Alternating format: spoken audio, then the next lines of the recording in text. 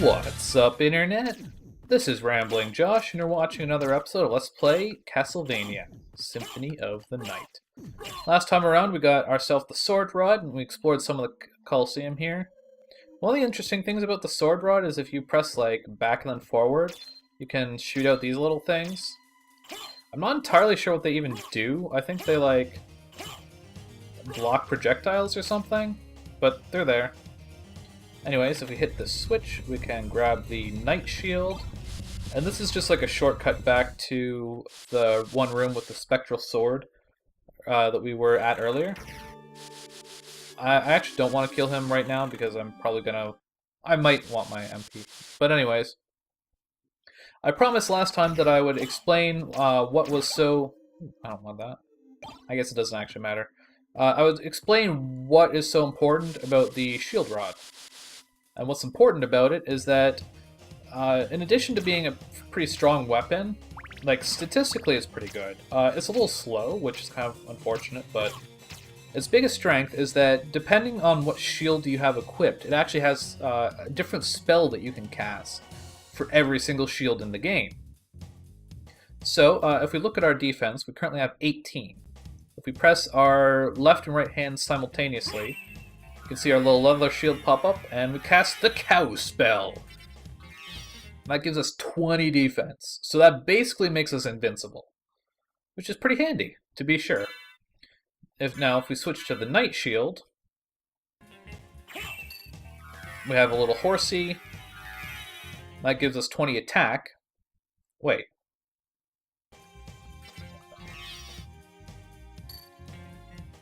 I didn't think you could have both effects at the same time. That's interesting.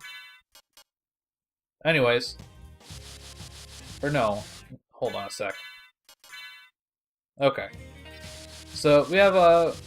Do I still... Okay, as long as I have my defense, I don't really care. This boss is pretty interesting. This is another one that I'm going to be doing twice, but in a slightly different way than I did Dracula at the start of the game. Open Hell's Gate. Come forth, my servants. The scent of your blood.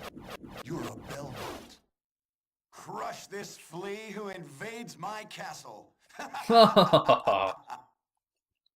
So this fight can actually be pretty hard because there's two of these guys and they both can hit pretty hard. But luckily we have the defense from the Cow spell, so that's not really a problem. The werewolves die already? Jeez. I guess we have the attack from the Night Shield spell as well, so they're dying pretty quickly. I'm certain that was a Belmont, so he says he's the lord of this castle. But anyways, that was actually a lot faster than I expected. But I want to show you a little bit of a trick that you can do if you are skipping the dialogue. So let's do that again. This time what I want to do is I want to equip the Night Shield and I want to get the attack buff. And then I want to equip the Basilard. And like I said, this time I'm skipping the dialogue. But the interesting thing... Did that say defense up? Well, I got my attack up. Well, whatever. So the interesting thing about skipping the dialogue here is that these guys still teleport in, and you can start attacking them immediately, but their AI doesn't actually start until the game thinks that the cutscene is over.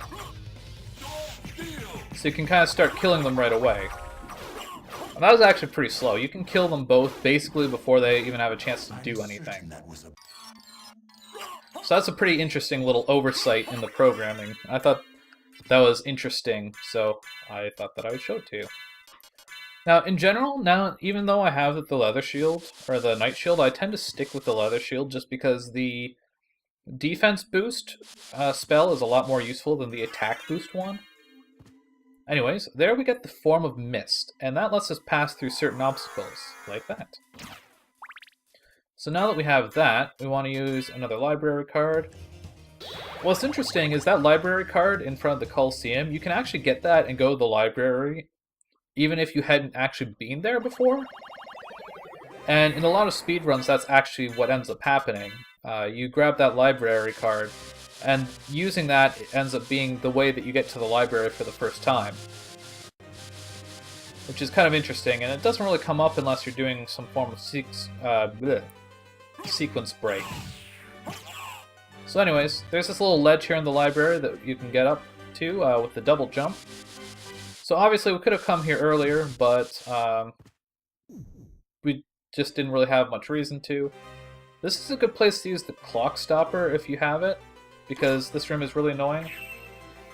The enemies that we have in here are flea armors, and if you thought normal flea men were annoying, these guys, not only do they take an extra hit to kill, but they have like these axes that actually do damage.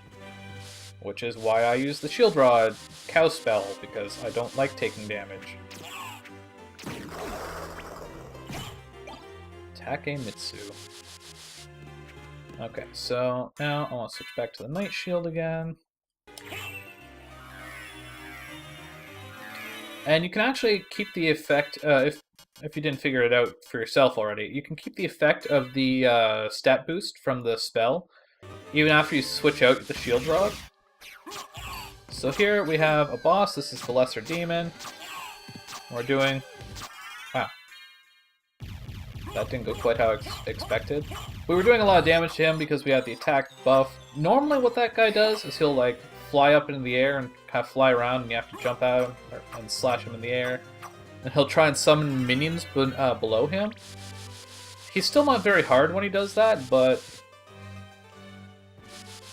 It's kind of weird. It's really random. Sometimes he just doesn't do that. Anyways, down here we use the Mist.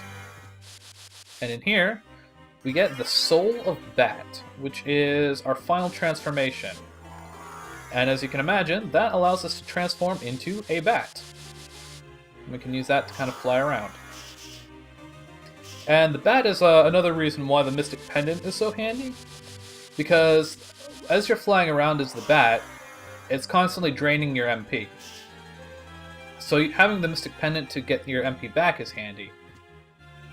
But it goes a little bit beyond that, because you see, there's a couple things about the bat that's really interesting that go beyond just flying around. So for one, when you're transforming into the bat, you kind of maintain your momentum while you're transforming, so you can do stuff like dash off an edge and kind of glide backwards a bit, like that. So that's kind of cool. And it's actually pretty fast, because it allows you to move at a pretty fast speed while you're transforming, whereas normally you'd just be kind of like standing still. The other thing is that the bat has an ability called the Wing Smash. So if you press X, you hold up, and you do a 3/4 circle forward, you will dash, you'll fly forward at a very high speed. Like, if I can actually do it, like so. And that's a really fast way to get around, especially because it allows you to kind of not clip through enemies, but you just kind of smash your way through them.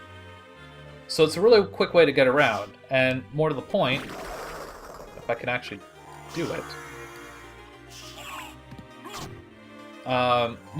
there's this trick called the Infinite Wing Smash, wherein if you do the Wing Smash input while you're currently doing a Wing Smash, you can actually trigger another Wing Smash and you just keep going. And that's an even faster way to get around, because obviously you're going fast and you're just never stopping. But it takes a lot of MP. So having the MP restoration of the Mystic Pendant really helps if you're using the Wing Smash to get around a lot. Unfortunately, I'm not the greatest at the Infinite Wing Smash, but what are you gonna do? Oop. Another interesting thing about the Wing Smash is you kind of, if you hit a slope, you kind of go up at a very steep angle. Or down if it's a downward slope, I guess. So that can cause some kind of odd things to happen. Oop. My Wing Smash, it failed. So we could have come in here earlier, but I figured I'd wait until now when I'm exploring the top side of the library anyways. So like I just got the fairy card and all that stuff, so It's just convenient to do it, all this wing smashing around at the same time.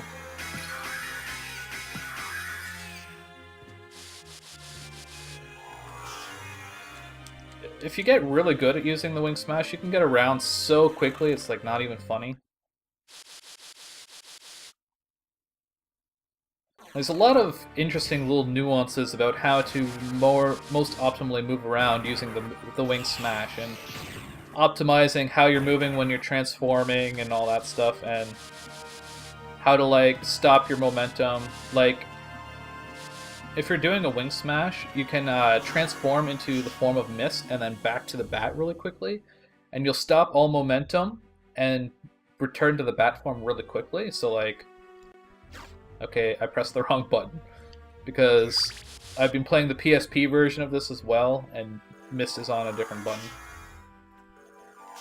So you see, like, I stopped immediately, but you like don't even notice that I actually turned into the mist. Anyways, there's this room here, and there's a little hidden wall chicken there. Oh, wow. I always thought that guy just despawned if you went in there, but I guess if you didn't actually kill him, then he's still there. Anyways, we're coming down here mostly just for exploration. There is one item down here that we want as well. This isn't really the optimal time to come down here, but I always forget to do it if I don't do it here, so... or now. I can look through these little telescopes if you so desire. Not that there's really any reason to do it. It's just a little interesting oddity. Ah! And the main reason I even waited to come down here at all is because there's this little mist area that you need to go through.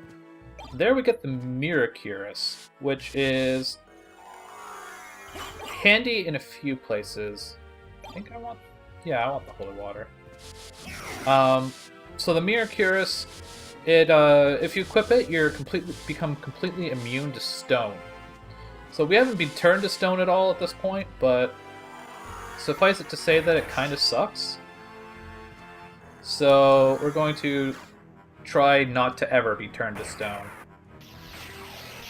So anyways, our next destination is actually, we want to head back to, if you look at the map real quick, you can see the yellow square in the middle of the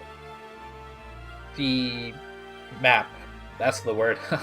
We want to go back to that kind of area, but we have a little bit of detouring to go through. There's a couple areas that I want to explore, mostly just for map exploration percentage, and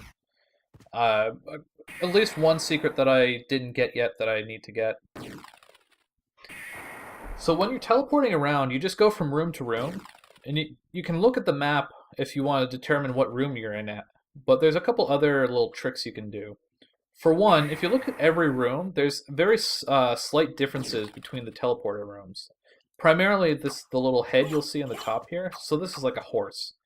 But the main reason I know that this is my destination is just because the door's on the right.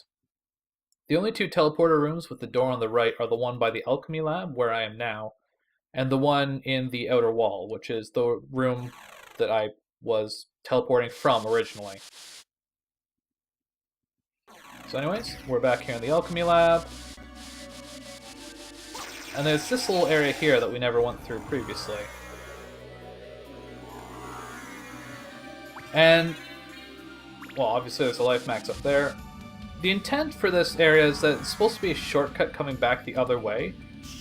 You're supposed to come through that door and open this up, but I come through it this way, because why not? Ultimately, this whole area that I'm going through now is really long, really windy, and there isn't really a whole lot in it, and it's really not that useful a shortcut. So it's kind of hard to try and figure out where the best time to do it is, but I like to do it now. That dude that I killed there, the Cthulhu, he can be really hard to kill if you come through here earlier on. Like, you can get to this area the first time you even reach the marble gallery, before you even get to the clock room the first time.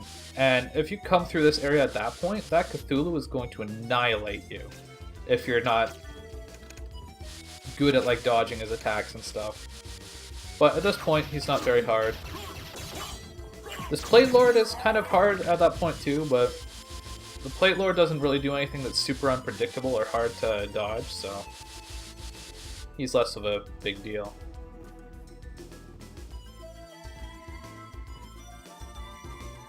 So, just wind our way through here. Come over here. This is really the only reason of value to come through this area. It's the Spirit Orb, which is a relic that allows us to finally actually see the amount of damage that we're doing to enemies. I don't know why we had to wait until over an hour into the game to get it, but whatever.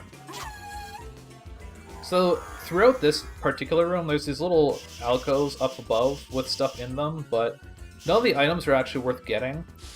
And you don't actually have to visit any of those little areas to actually get the map completion in this area, just because it's kind of a zigzaggedy area. Come to think of it, the best way to get through here is probably with wing smashes. The best way to get through pretty much every room is with wing smashes. So I was just double checking that I got all of the exploration stuff in that particular room.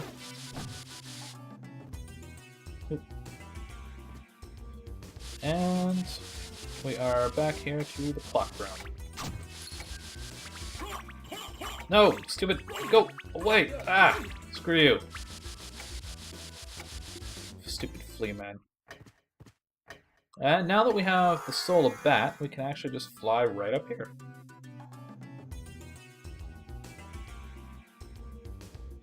So, there's nothing of note over on this side, but if we fly over here, we get the gravity boots. I'll explain what those do in a minute, but for now, I want to try and get down here real quick. Ah, I just missed it. Okay. That's unfortunate. If I'd only wing smashed a little bit better, I think I would have made it. So anyways, the gravity boots are an interesting item because they don't really do anything that you can't already do, but they're still kind of handy just to get around quickly and such. Basically, the gravity boots allow you to do Richter's uppercut thing. If you press down, up, and B, you can... B. Down, up, and X, you can do a little super high jump up in the air. And if you time the inputs correctly, you can even like chain them together. Although that's a little tricky to do. The timing is really picky for some reason. So obviously, like I said, there's nothing that lets you do that you couldn't already do with the bat, but it's just kind of handy just because it's, well, it's fast. If you're watching like speedruns of this game, they usually don't get it just because it takes a while to get and it's kind of out of the way. But as far as I'm aware, it's pretty much the quickest way to ascend. Especially if there's a lot of kind of room above you to ascend through, if you know what I mean. Like, there's not like a low ceiling or something. Anyways, before we go to an actual new area, we want to come back to the Coliseum here. If you're looking for an absolutely optimal route, then you probably shouldn't be watching the series, but also, more to the point, this is not the optimal time in the route to come here. There's a point where we're going to be coming back through this area later that's a better time to do this, but ultimately this is not a terrible time to do it, and at least if you're playing this version of the game, then it's a good time to do it. Like, the reward is good, I think. There we go, Soul Steel. You can use Soul Steel to open up cracks if you're not entirely sure where they are, so I'll use that for this one because it's a little weird to find out where it is in the ceiling.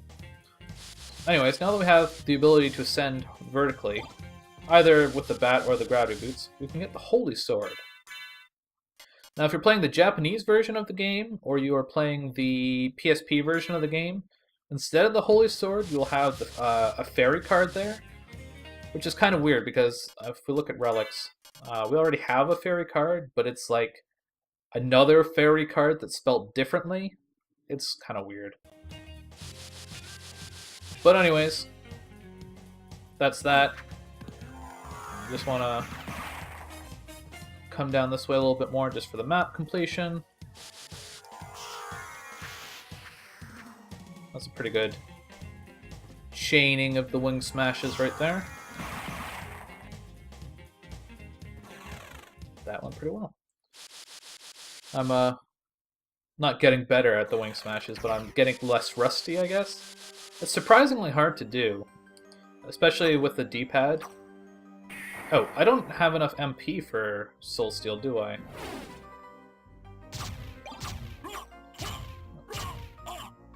Now, the reason that I like the Holy Sword, actually I do want the Holy Water, is because it's fast and it's strong. I mean, that's good enough reason, right? But also, just further beyond that is just the fact that it's Holy Elemental, and because so many enemies in this game are like skeletons or some form of undead, the Holy Sword is actually like super effective against them.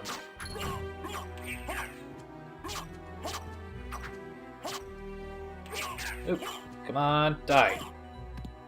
There you go. That went pretty well. So yeah, the Holy Sword's a really good weapon. It's going to be a while before we find a better one, so I feel like that's a worthwhile detour to take to grab that. But anyways, with that all said and done, we're back into this area, and we're ready to ascend and move on with the game. So we will do that on the next episode of Let's Play Castlevania, Symphony of the Night. Catch you later.